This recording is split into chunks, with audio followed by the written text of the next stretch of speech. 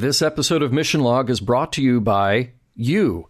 Find out how you can support this show at patreon.com/missionlog. Mission Log, a Roddenberry Star Trek podcast. Episode 222, Schisms.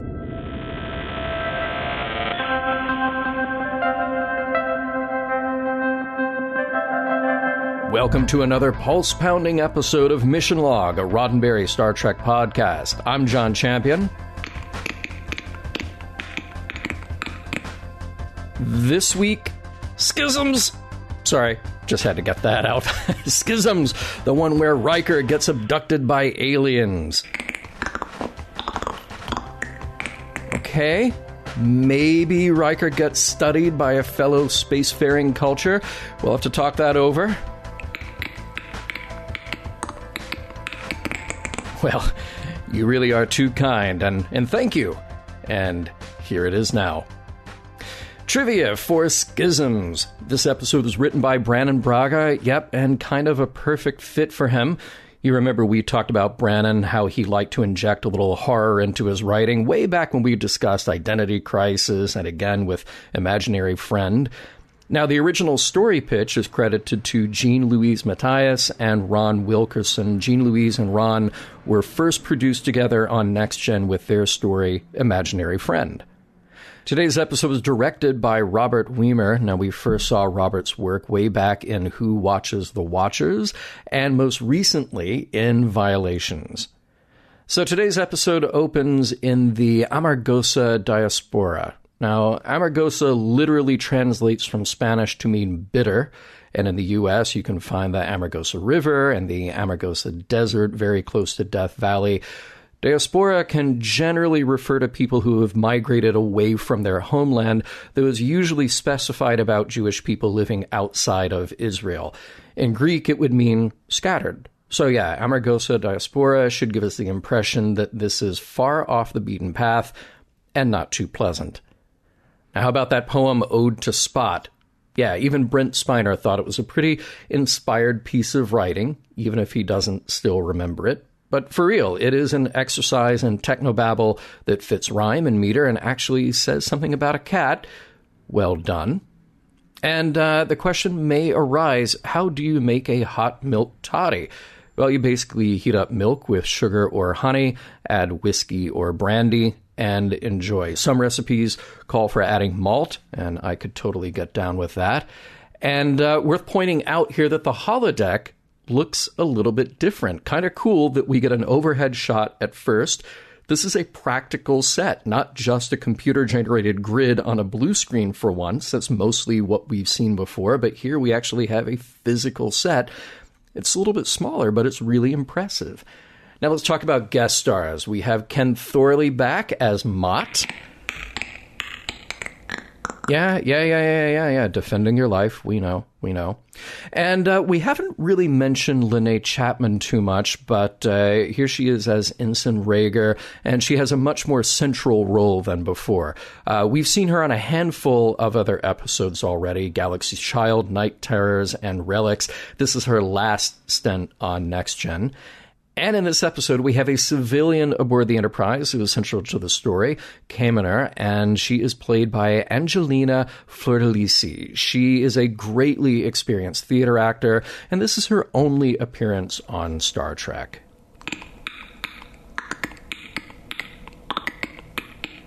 Yeah, well, we don't like to talk about that publicly.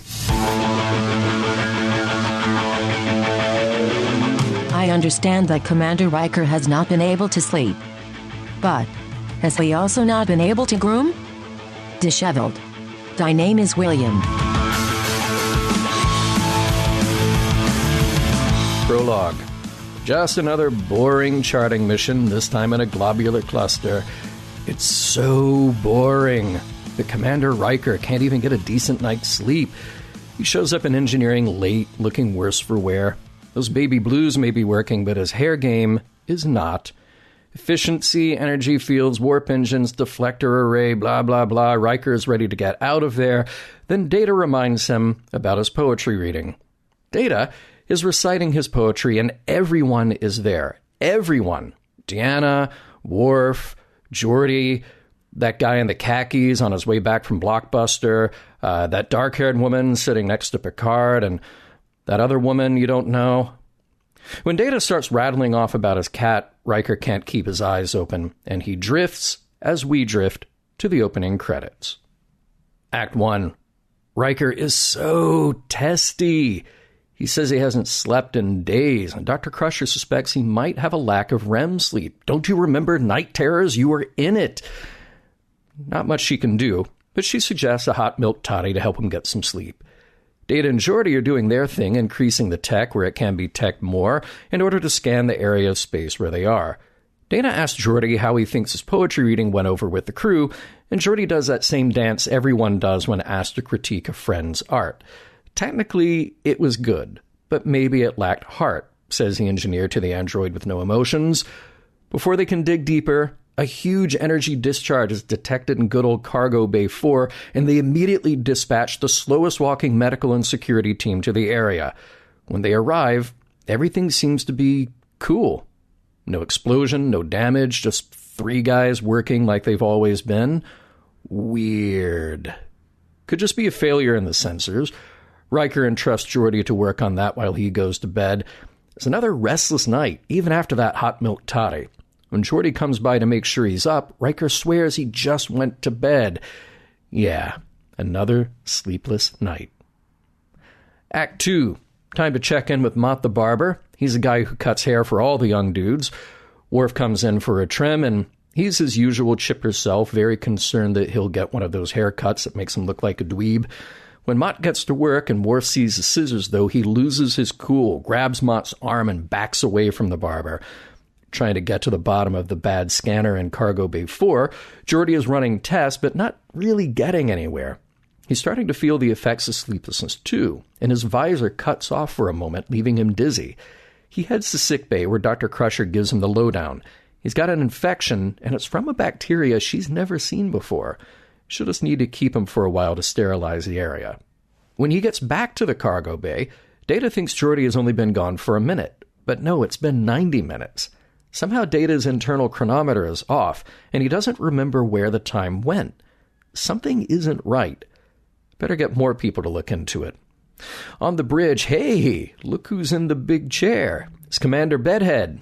He orders a course through the cluster, but it's tricky, and Ensign Rager isn't quite able to do it. Riker steps up to lend a hand, and now that's weird. He can't even focus on the controls. He's having an intensely negative emotional reaction. The lack of sleep is really getting to him. Down in the cargo bay, the mysteries get more mysterious. A subspace particle emission is picked up right where they are, but where is it? Aha! A little glowing area over the sensor. Act 3. So here's where it gets even weirder. In the cargo bay, right at the junction where Geordi and Data have been teching so hard, there's a flux of tetryon emissions that are so buried in subspace that they shouldn't be able to exist at all in their normal space. It's not a danger, yet, but they'll keep an eye on it. Riker, worried about his little freak-out on the bridge, confides in Deanna. Something about the lights, the controls, something about it really affected him. Deanna tells him that he's not the only one. Other members of the crew have been having strong emotional responses to objects for no good reason. Maybe it's a good idea to get everyone together, a group therapy kind of thing. So it's Riker, Geordi, Worf, one of the other women who is at Data's poetry reading. They've all had weird negative responses to everyday objects, and they don't know why. Riker has a novel suggestion. To make everything that's vague a little more concrete, how about a field trip to the holodeck? The 4 of them, along with Deanna, start to piece together the objects that had freaked them out. A table, not a wooden table, but an inclined metal table. Add to that a metal restraint with a control panel, a bright light above, then an armature with a sharp, pointed double blade at the end. To make it extra creepy, add the sound of clicking in the background. We've now got ourselves a very ominous-looking examination table, and everyone in that room except for Deanna was there. Act 4, back to sickbay. Everyone who had the weird experience has high levels of serotonin, like they've been exposed to a sedative. What's weirder, they've all got traces of tetryon as well, just like that spot in the cargo bay. In walks Data to say that he has confirmed that he was not on board the Enterprise for that 90 minutes he was missing. Picard grows more concerned and asks the computer to account for all the crew at the moment. 2 are missing. Ensign Rager and Lieutenant Hagler are gone. How they left and where they went, we don't know. But Picard surmises a Tetrion might lead them to the answer. Riker's got his own concerns, though. Dr. Crusher informs him that it looks like his arm has been removed and reattached. He definitely doesn't remember that happening. Meanwhile, that weird spot in the cargo bay is getting weirder. It's intensifying and creating some kind of space-time rupture right there in front of them, and it's getting stronger. That's not so much a problem right now, but it will be if kept unchecked. It could actually cause a hull breach. Therefore, Data and Geordi will put a containment field around it for now. Hey, guess what? Hagler is back. You were worried about him, right? Well, be worried. He looks horrible. And Dr. Crusher said his blood is turning into some kind of liquid polymer, which we assume is a very bad replacement for blood. Now, let's catch up with a well-placed conference in the conference room. It's too late to beam out the affected parts of the ship. They know the Tetrions are coming from subspace, but they don't know where. They could shut it off if they knew that at least. A graviton pulse from the other side would do the trick. Oh yeah, and people keep disappearing and reappearing on the Enterprise. Maybe tracking where one of those people goes somehow? Riker volunteers. He figures he'll be taken away, so why not use him to carry a homing device? Crusher will also give him a neurostimulant to counteract whatever sedative he's been given. Then, just like we expect, when Riker goes to bed, a portal opens up in his room and drags the commander through to what waits on the other side. Act 5. Say, the holodeck did a pretty good job of approximating what people only vaguely remembered. Bright light, cold slab metallic restraining table, terrifying blades. It's all there, including the clicking sounds which appear to be the way the aliens who are wandering around communicate with each other. Riker is conscious, but does a very good job of faking like he's out cold when one of the aliens gets close. Meanwhile, on the Enterprise, the rift is getting bigger, so Geordi will have to give more power to the containment field. Fortunately, that homing signal they put on Riker is doing its thing, and Geordi is able to tell where it's coming from. A subspace energy level is 16.2 keV because, of course, it is. With that rift getting more and more unstable, they'll have to start aiming a graviton pulse its way, and what do you know, the rift in the Enterprise starts dropping those Tetrion emissions. Way on the other side of who knows where, there's a growing rift that grabs the attention of the aliens who leave their human lab experiments for a moment to give it a look. And in fact, the aliens start to fight back against whatever Geordi and Data are doing. They're trying to keep that rift open. Geordi will have to randomize the process on his end just to buy a little more time, and a couple of large graviton bursts is a good amount of pushback. That little bit of time, though, is good for Riker. He gets up from the exam table to help out Ensign Rager, and just for good measure takes a phaser shot at one of those aliens. Seeing his chance, he jumps through the rift just as Geordi prepares the final graviton blast. In the cargo bay where he lands with Rager, the rift fully closes, but a little glowing ball of something manages to squeeze out of it and darts around the room and then exits through the wall into space. Things are mostly back to normal, and now for a quick debrief. Riker's tricorder was able to pick up some useful information, like the aliens being Solanogen-based.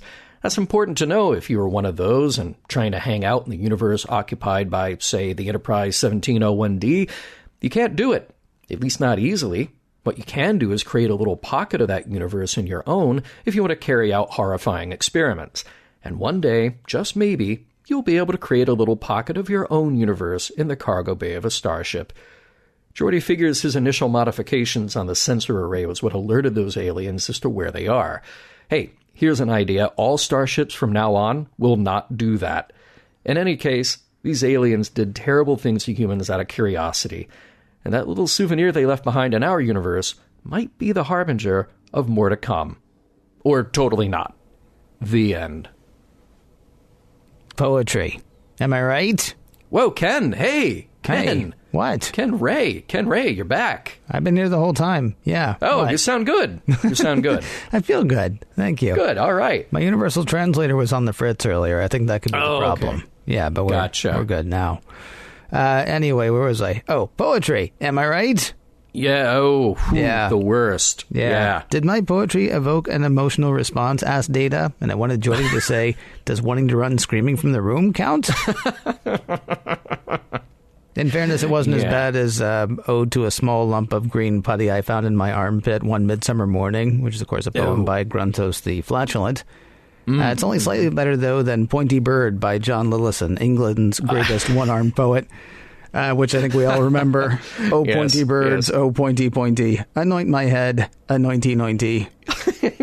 That's a classic. That is a classic. That is. I actually learned more about that poem today than I ever knew before, preparing for today's show. Yeah. Mm-hmm.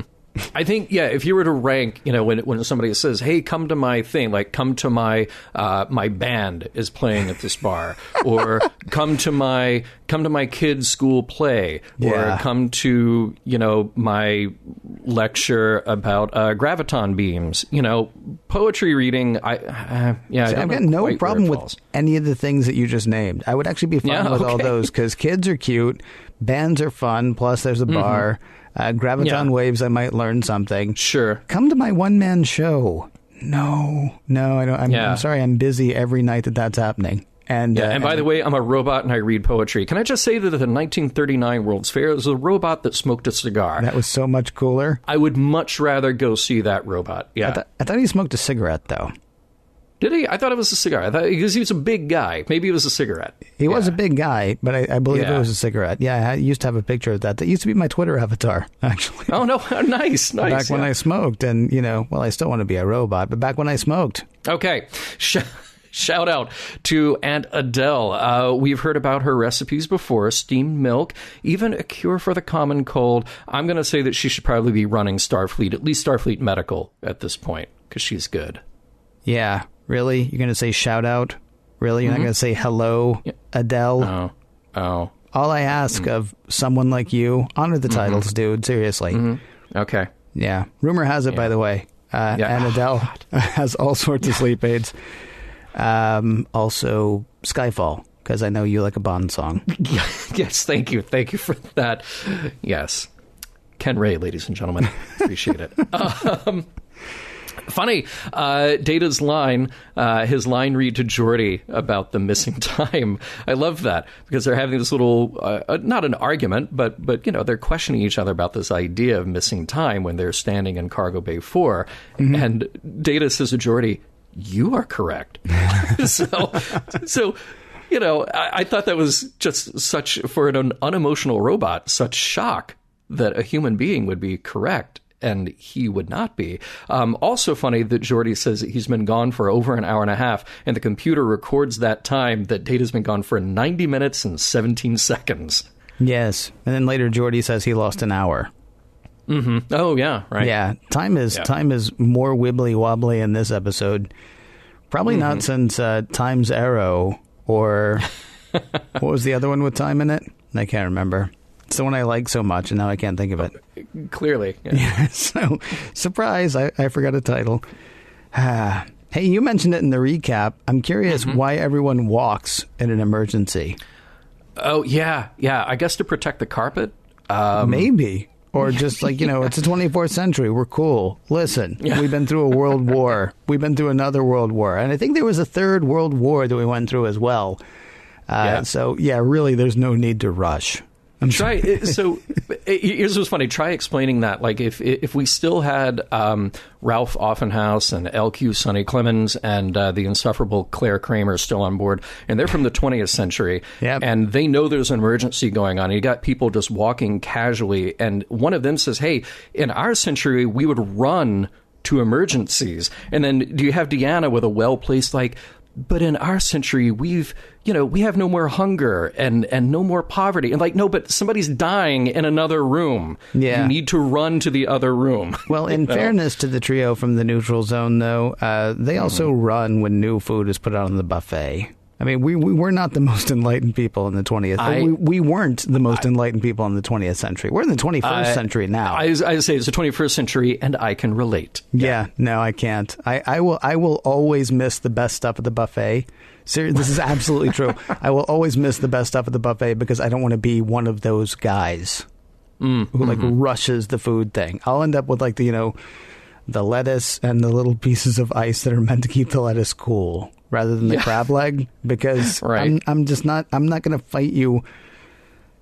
Sorry, I apparently have a thing. No, I get it. So if you're on the other side of the door in the cargo bay that might have an explosion, and they come waltzing in a little later, you're like, guys, I get it. You don't want to be that guy who rushes to the buffet. Bear in mind, friends, if something happens to you, you don't want me to be the first one there. Right. Because it's going to take me a while. You're really hoping for a Ralph Offenhouse at that point. Mm-hmm. Man, behold the power of the Phillips head screws on the con station on the bridge. Yeah, my thought was... It's a little weird, right? What the actual heck? That was honestly my thought, except maybe heck wasn't the word, but I was just like, really? Really? Yeah. Now, worth pointing out, not available in standard definition. So in HD on the Blu-ray, and if you stream it on Netflix in HD, you've just got, it's so alive, you could reach out with a screwdriver and just take that thing apart. I'm sorry, what do you mean it's not available in the standard definition? If you watch the standard definition version of this episode, it is either masked or so blurry you can't tell. So, if you watch that episode in SD, you will not see it. I'm going back to my original question. What the actual heck? I know. Because that seems like a thing you would fix in HD. It does. Yeah. But they didn't. Okay. Yeah. Kind of funny. I know. Maybe they're saving that for the third, whatever, remastering. Right.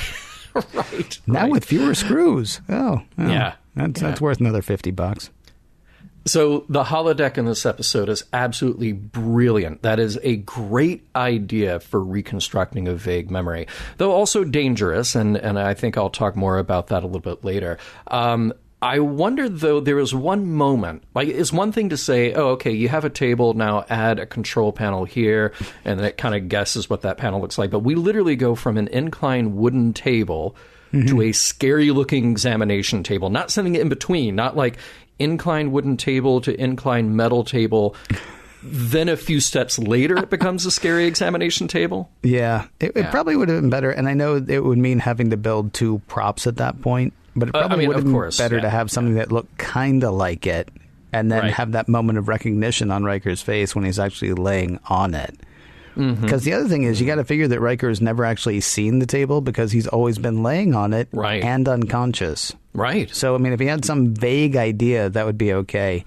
You and I had the same note. The accuracy with which the computer renders the table is really amazing. Just incredibly amazing. Especially the thing, it's like... But you think you were restrained? Yeah, it was down by my feet. No weight at my chest.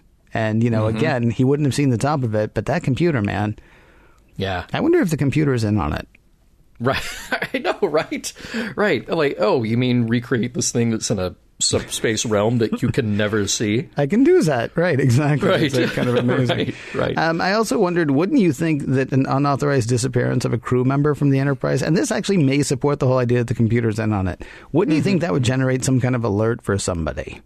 Oh, yeah, because, they're comm badges to begin with. Well, there's something. And I understand the computer, well, no, I don't actually understand it. So, if you leave, via transporter, that creates some kind of log, right? Right.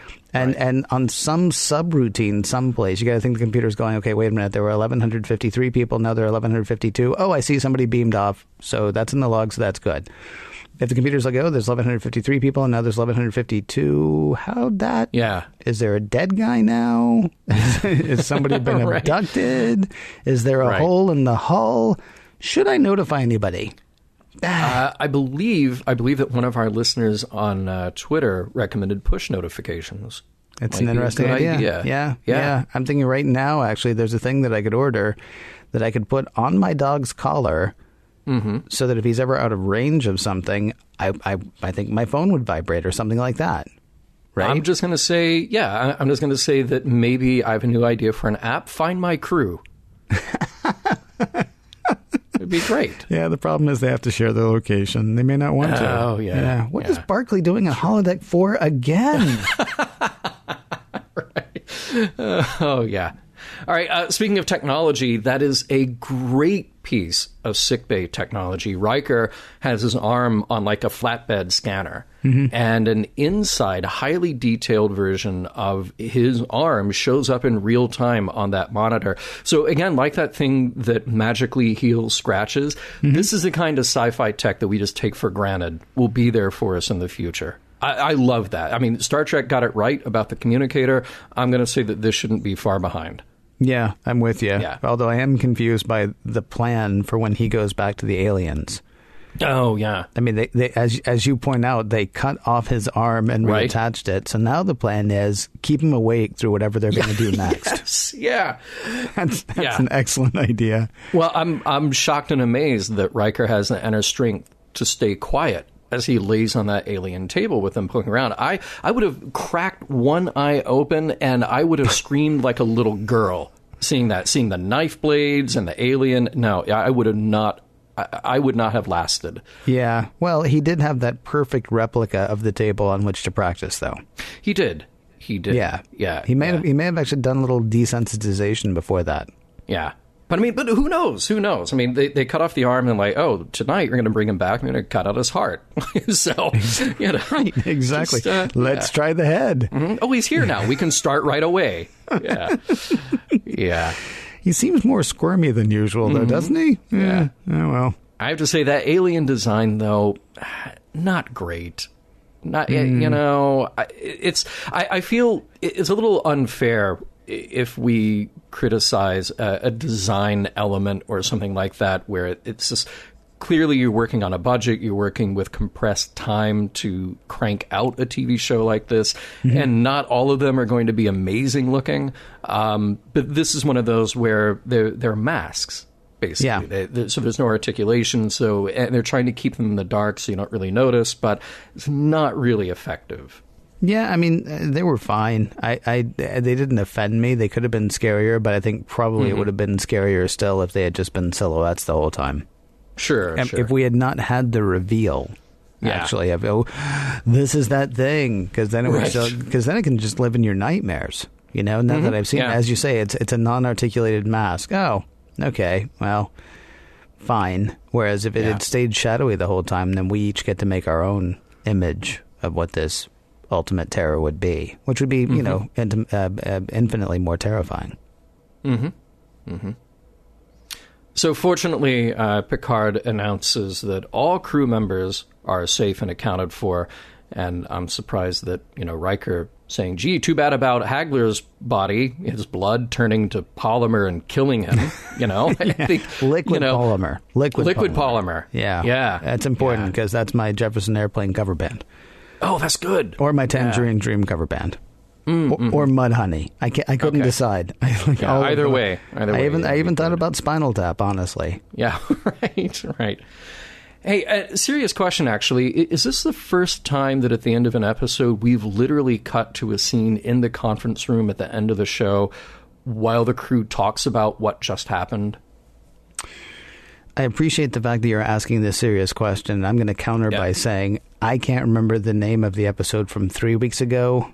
So despite the fact that I've been doing a Star Trek podcast for over 4 years now, you're asking the wrong guy. Fun fact: the table in this episode was the least popular picnic table in the Sharper Image Catalog 1991. Also, that may not be a fact.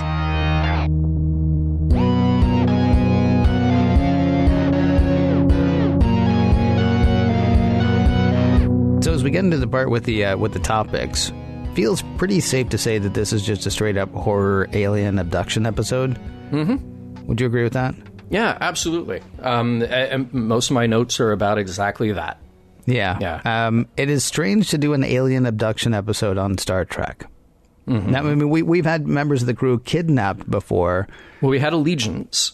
What is that? Remind me. When Picard gets kidnapped and he's thrown into a room, and the only other person there from Starfleet is the alien who is observing him. Okay, right, but that's not quite an alien abduction. What I was going to say is we've had people kidnapped before. Like the only thing that's the only thing I can think of to actually liken this to would either be The Cage or the episode of the animated series that I can't remember the name of, but they were basically living in a zoo. Oh, Eye of the Beholder. Wow. Yeah. Even for the animated series, I got to do this. Yeah. You're welcome. And I hope everybody's slow clapped with me for that, because that was... Thank you. Wow, that was pretty amazing. By the way, we're 4.5 years in. It's just going to get worse from here on out. So that was the apex. You hit peak episode recall at that point. Good. It's all downhill from here. It'll be the two of us. That's excellent. I appreciate that. I look forward to the day where I'm like, what was the name of that episode? And you're like, what's it been, like 20 years? I can't remember. We did that one. Yeah. You're right, exactly. Yeah, we're starting over next week. So it's strange to do an alien abduction episode. I was reminded actually of the movie Fire in the Sky, which was the theoretically actual account of the tales of, I believe the guy's name was Travis Walton. D.B. Sweeney was in it. Jason Patrick, Henry Thomas. I don't know why I remember as much about that movie as I do, but it was straight up alien abduction. Do you know who wrote the screenplay to that movie? Was it you? It was Tracy Torme. Was it really? It really was. For real. Interesting. But Tracy Torme did not write this episode. Because, I mean, they reminded me a lot of each other, although Fire in the Sky came out a year later than this episode. Now, of course, we had Whitley Strieber walking around doing his whole communion thing, I think. Yeah. I can't remember if Art Bell was a thing yet or not. I don't think he was. I think he came a few years later as far as the national consciousness. But this is a very sort of X-Files, Art Bell, Whitley Strieber kind of thing happening here. Yeah. What I actually found curious for Star Trek is Riker's assertion at the end that the aliens are more than simply curious. You know, because he's like, oh, well, they kidnapped me, and that guy's dead, and now they got a guy here in this universe. I'd say they're more than curious. And I'm thinking, okay, if I talk to a sea turtle, you know, that was pulled into a boat, tagged with a radio beacon, then tossed back in the water, would he say, you know, that we're just curious? Or would he say like, because here's the thing, we're just curious. We're not trying to, hopefully anyway, we're not like, oh, let's watch the sea turtle squirm. It's like, oh, we want to see where they go. We want to see how they're doing. So we're going to give them a moment of discomfort. I'll grant you. But then we're just going to let them go about their thing. And then they're going to tell their stories to their friends. And their friends are going to be like, yeah, you're just drunk, dude. There's no such thing as boats. But still, it was weird to me that we end this episode with Riker saying, this wasn't just study. And I'm thinking, well, everything indicates that it actually was just study. It may not have gone well. Sure. And granted, we're humans, and so that's not supposed to happen to us. But, I mean, they kept him unconscious for the whole thing. They put his arm back on. I mean, this actually, was this not invasive, I will grant you. But was this not scientific study by a race of beings that maybe don't even see us as intelligent beings, that are, you know, plucking us out of the water, putting a radio tag on us, and then tossing us back in? It could be, but I mean, here's the thing. A good scientist is also not going to cut the arm off of a turtle and try to put it back on. Well, I mean, as I say, they're a different breed. I'll grant you. Well, they are. I was amazed at the end. I mean, that our last note in this is, this ain't no science. Yeah, I know. I know. I'm sorry. I don't blame Riker. He's been through a lot. He has. He's been through hell, and other of the crew have been through hell worse than him. I mean, yes. Poor Hagler. Yes. That could not have been an easy death. I mean, I feel like No. I feel like though the aliens found us because of technology. They realize that the Enterprise is a technical construct, and that the people on the Enterprise come with technology. So, you know, Riker's got his homing device, and he's got a tricorder and all this stuff. So, you know, going back to the turtle analogy, it'd be a different thing if a deep sea diver found that turtles had, like, you know, jetpacks underwater. And we're like, oh, well, wait a minute. These aren't just, you know, amphibians that kind of swim around and lay eggs. They're actually constructing things. They actually are using technology. Therefore, they have a system of communication to do that. I do lean toward Riker's assessment in this, that probably best to be cautious. Oh, I'm not saying it's not good to be cautious. I'm not saying they should just submit. I'm just saying I don't know that they're evil, even though it feels like they're evil. Yeah. I don't know that they would think that they were evil, I guess is the way to put it. And of course, how many evil people actually do think they're evil? The occasional Shakespearean villain, of course, Bond villains, right. Villains basically do. It struck me as an interesting, but I mean, what I go back to as well, it's a horror story. It's an alien abduction story. Yeah. So, I mean, it's fine. I'm not faulting Star Trek for it. Yeah. It just struck me as odd that this, at the end of it, he was like, oh, no, this is just bad. This is just bad. And I agree. Yeah. For Riker, it was just bad. I couldn't help wondering, though, if it... And for Hagler. Well, and for Hagler. Bad. And for Rager. And for what's her name, with the hair. Yeah. Lots of high hair in this episode, by the way. More high hair than I am used to seeing. And by the way, speaking of what's her name, Commoner? Sure. Yeah. Sure. I see, here was a problem with this episode, and I feel like maybe, let's say this was addressed in a draft of maybe a scene that did not get filmed or did not get fleshed out. I thought when I watched this for the first time that she was one of the aliens in disguise, or there was something wrong with her, because she's there for no reason, and we're never introduced to her. She was at the poetry reading. Yeah, she's there, and then she's there again. Right. And then she's just part of the story. So it just feels very weird that we're not... Deanna doesn't even say when they get together in the conference room, like, oh, hey, all you officers who don't mingle with the hoi polloi below decks, this is a civilian who's on board the Enterprise, and, she has a name. Yeah, you're right. It was very weird. I mean, it wasn't weird to me when she was in the poetry reading, because there were lots of people in the poetry reading. Like, I'm curious who the young woman was who was sitting next to Picard. Boy, so was I, yeah. Because she's looking over at him like, boy, this robot, huh? And I'm thinking, that is the captain of your ship. I mean, there was a weird, sort of decorum thing there, or lack of decorum thing there. Yeah. Yeah. So it wasn't weird to see her in the poetry reading, but you're right. Then once she's sitting at the table going, no, the table is like this. I'm like, hey, hold on. Who are you? Oh, nobody. Okay. My bad. And it's part of the... Please continue. Yeah, it's part of the construct of the show, though, that every week when we meet a guest star, that guest star is really integral to the plot. And in this case... She's a sort of there having the same thing happen to her that the other people have happened to them. Yeah. So, that's what felt weird about it. I was waiting for there to be a reveal about her. So that felt kind of strange.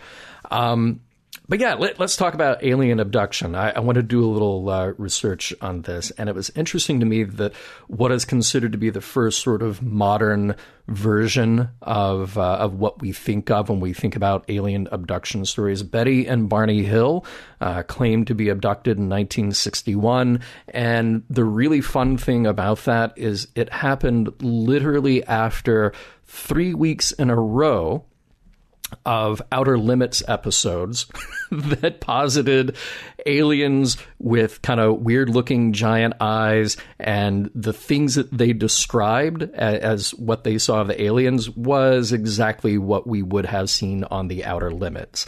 And when you go past that, when you go after this 1961 abduction, very often what plays out in the popular culture as alien abduction stories is greatly influenced by what has been happening in the popular culture about aliens.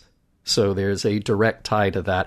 Very often when you investigate a little bit further as to what happened in those stories and you try to get evidence, it turns into a lot of special pleading arguments. So particularly with Betty and Barney Hill, they tried to take people to where they were supposedly abducted, and they would talk about how they could see spaceships, but nobody else could see them.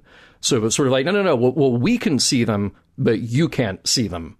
So the story kind of starts to fall apart at a certain point. But what's interesting to me is in a show like this, or you mentioned the X-Files, because it's science fiction, then there literally have to be aliens. You're not going to do an episode of Star Trek where you say, wow, this is an interesting examination of false memory and conflation and, influence of things on the subconscious. No, you literally have to end the show with aliens, and you literally have to show them doing horrible experiments on people, because that's the way science fiction works. Well, that's what I was saying was so weird about Star Trek, though, about doing an alien abduction episode in Star Trek. We don't have that. There's no such thing. There's no. What's the line? What's the line from the Corbomite maneuver? There's no such thing as the unknown. It's just, the things that are temporarily hidden. Yeah, right. And this is an episode that is straight up horror. This is an episode that is straight up X-Files. I mean, part of me actually wonders if this is a reaction to the X-Files in a way, because weren't they on around the same time? Yep. Or am I mistaken about that? Okay. No, you're right. And of course, the X-Files was, heck, even the floating out of the room thing. Now, granted, that's something that we've seen in other treatments as well. But the whole, floating out of the room thing that Riker did, or that was done to Riker, is exactly the way Samantha Mulder was kidnapped in all of Fox Mulder's memories in the X-Files. I mean, this is a very standard alien abduction episode, which is a very strange thing to see on the Aliens Are Our Friends show that is Star Trek. Right.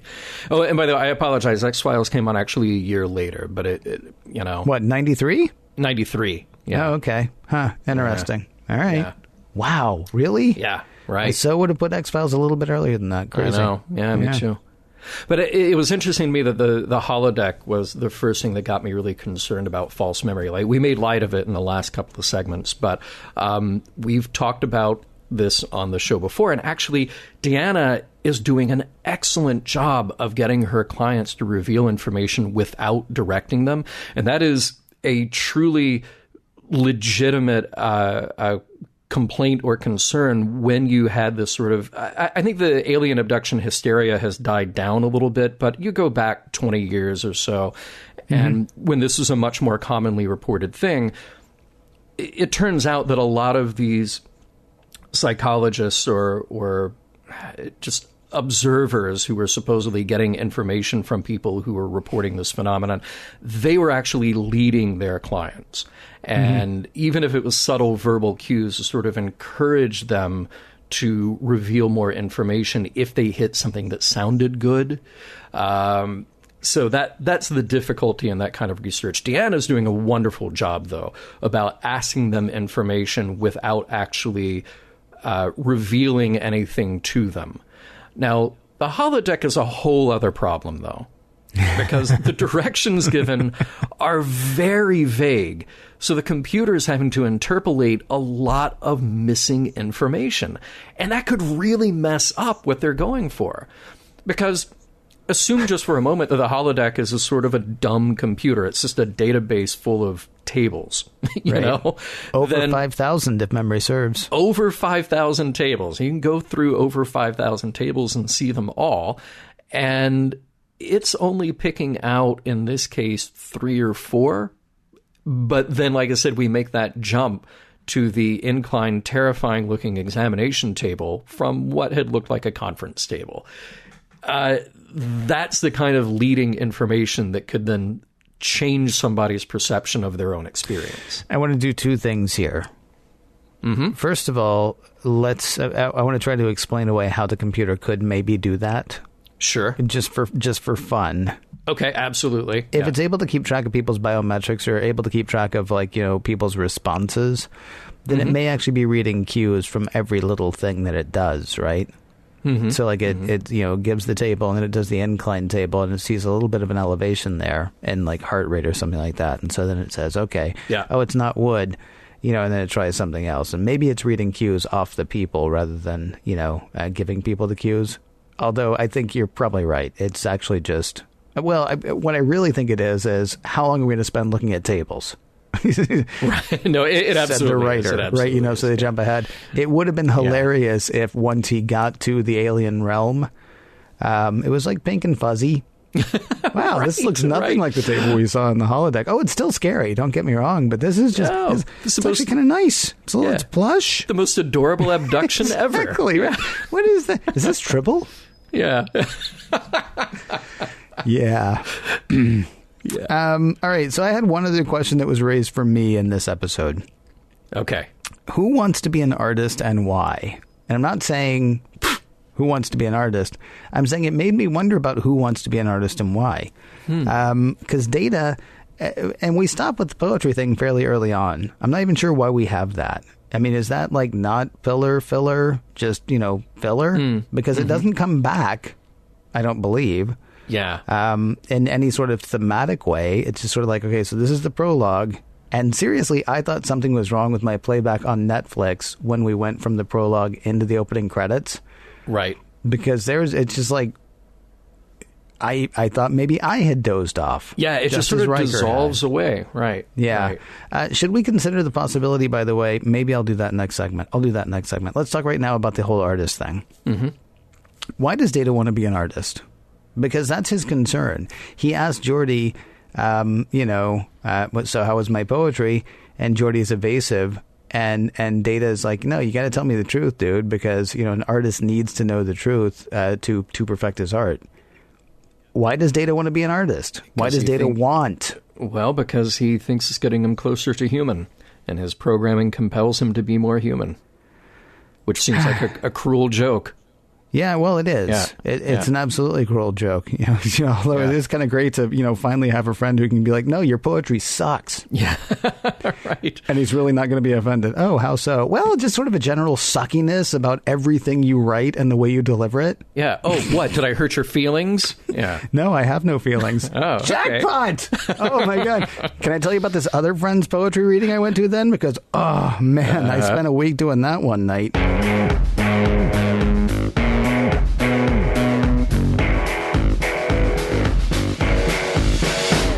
Remember those tubes you could use to connect hamster cages? Making one great big cage? That is Cargo Bay 4.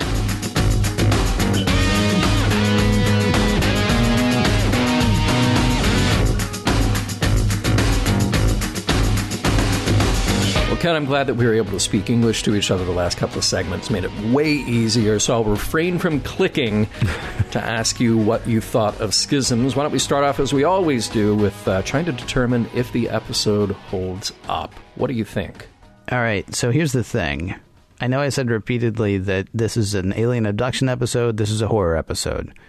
Mm-hmm. And I have refrained from saying the thing that has bothered me about this episode all the way through, because what I want is for people to be able to enjoy this episode if that's what they want to do. Mm-hmm. There's a real mystery in this episode, though. Mm-hmm. Why can't Riker sleep?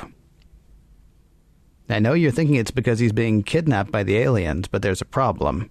So getting your arm cut off and reattached will probably keep you up at night? Nope. No? Okay, here's the thing, though. Geordi says the aliens seem to have found the Enterprise after he modified the array, which happens in Act 1. Riker's having trouble sleeping before Geordi does his trick with the warp energy in the array. Oh, you're right. Yeah. So what's actually going on? Now, I thought what's actually going on is plot hole. But then when we were just talking last segment, and I said I want to save that for next segment, is this whole episode a dream of Riker's? He falls asleep in the prologue. And we don't even go into any sort of, explanation or him waking up again or anything like that. He nods off, the scene just fades out, and then we start this episode of Star Trek. Is this a Riker nightmare episode? I like it much better if it is. I wish there'd been some indication that was the case, but I like it much better than there is. Otherwise, there is a plot hole through which you could drive a semi. Yeah. But the open is so weird. Right. That I kind of want to say this is not only an alien abduction horror episode, but it's also a weird dream that Riker's having. In which case, I kind of love it. Yeah, right.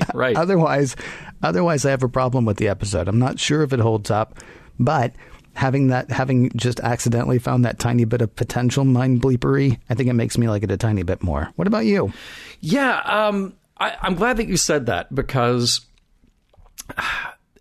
the thing that kind of disturbs me about the way a lot of horror movies or horror episodes of TV shows that are written is that they feel like they just have to give you the reveal.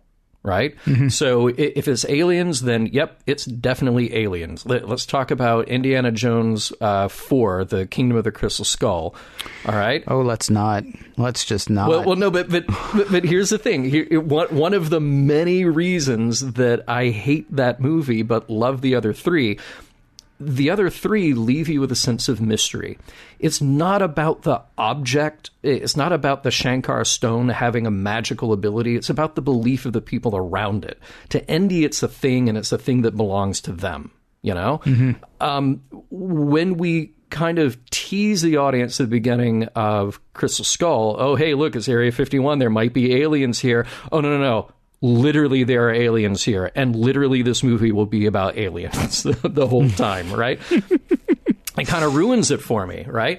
Yeah. And maybe that's just sort of the skeptic in me, that I'm more interested in sort of the psychology behind it and leaving a sense of mystery than I am about just dumping this sort of easy answer.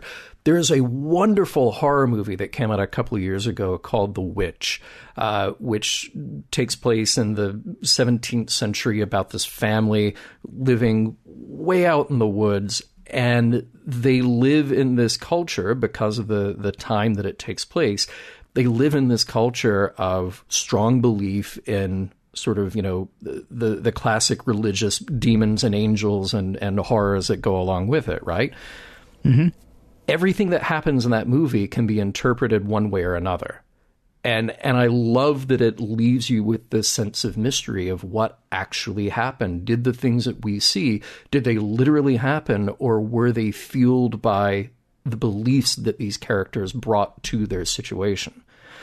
It's a much more nuanced take on a horror story. And that's why I would recommend that movie.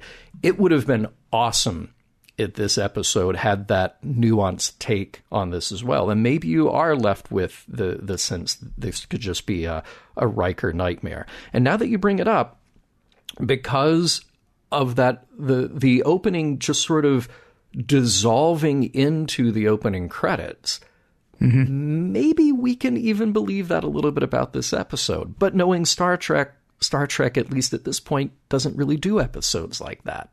So, right. Yeah. At the same time, Star Trek doesn't normally do the alien abduction episode. And they rarely do just the straight up horror episode. Yes. Yeah. Which is what this is. From the poetry. Right. No, I'm sorry, not the poetry. But I mean, it's I'm not saying that's what it is. It's literally something that occurred to me while we were recording the last segment. Yeah. But like I say, I want it to be that, because otherwise there's just a giant plot hole. Maybe this is just Riker's having trouble sleeping and he's having a weird nightmare when he sleeps. Right. Because otherwise, I mean, that's honestly, well, I've got two options then on deciding whether or not the episode holds up. If that's in there, then yes, this episode is awesome. Mm-hmm. If that's not in there, then this is one of those episodes like everybody wanted us to do with all the Harry Mudd episodes, you know, where just, you know, turn off your mind. Yeah. And then it's kind of a fun romp. Yeah. If you're looking for depth, probably not, unless you're looking for Inception depth, in which case maybe. Right. Yeah. Well, could be. Depends on how you look at the start. Yeah. I didn't actually. Forgive me. I wasn't really clear. So you think this episode does not hold up then? Well, no. I think it actually does for what it is. So okay. I would have liked it better with that sort of more ambiguous idea of what's going on. Now, given what we're given in the episode, I don't think it really stands up to repeated viewing. But I will say this, you know, the episode is about mood and the lingering possibility of terror. Mm-hmm. So it's not really about great character growth or grand statements on the human condition, as Star Trek is often wont to do. And they achieve the mood that they're going for very nicely. And it pretty much works, even if people on staff were disappointed about the way the aliens turned out. So I've heard. That's fine. There's also a lot of teching the tech in this episode, but fortunately it's all stuff that can be pretty easily ignored. Mm-hmm. And that's a good thing with Star Trek. I purposely left out a bunch of that in the recap because I was way more interested in the mood and the drama than I was in the made-up science. It really doesn't matter at the end of the day. Aliens from another dimension are grabbing people, go. There's your story, you know? Right. So as sort of a one-off and as that experiment in mood and terror, I think it pretty well works. It would have worked better given other conditions, but I'm certainly willing to let this one pass and say it works because they achieve that thing with mood. As far as, I mean, as you said a moment ago, there's no real, grandiose message on the human condition. I kind of want to ask you what the messages are, but I even actually want to ask, are there any? Sleep with one eye open. Oh, nice. Gripping your pillow tight. That's the recommendation, I think. Yes. Yeah. Hey, I was all clicky-clacky earlier, so I forgot to do the contact information. If people want to get in touch with us, tell us if they think that, Schisms is but a dream. Mission Log Pod is the address to find us on Facebook, Skype, and Twitter. If you'd like to leave us a voicemail, we would love to hear your voice. 323-522-5641 is the phone number to call. 323-522-5641. Our email address is missionlog@roddenberry.com. Our show website, including discovered documents, is at missionlogpodcast.com. And please do remember, we may use your comments on an upcoming episode of Mission Log. Mission Log is produced by Roddenberry Entertainment, executive producer Rod Roddenberry. You can find out more at roddenberry.com. And hey, you can support Mission Log directly by joining Patreon, patreon.com/missionlog. For members, we have cool exclusive gifts to thank you, and a special shout out to all of those who have joined so far at patreon.com/missionlog. You can find more exciting Star Trek podcasts at Trek FM, that's trek.fm. And for the latest in Star Trek news and discussion, be sure to visit trekmovie.com. Next week, True Q.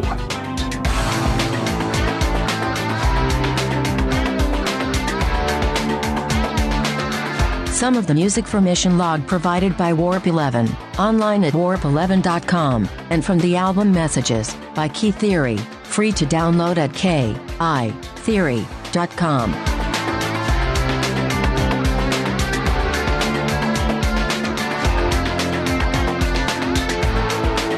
I am not sure what John thought Ken was saying in segment 1, but he was not. Seriously. This show could lose the family-friendly rating. End transmission.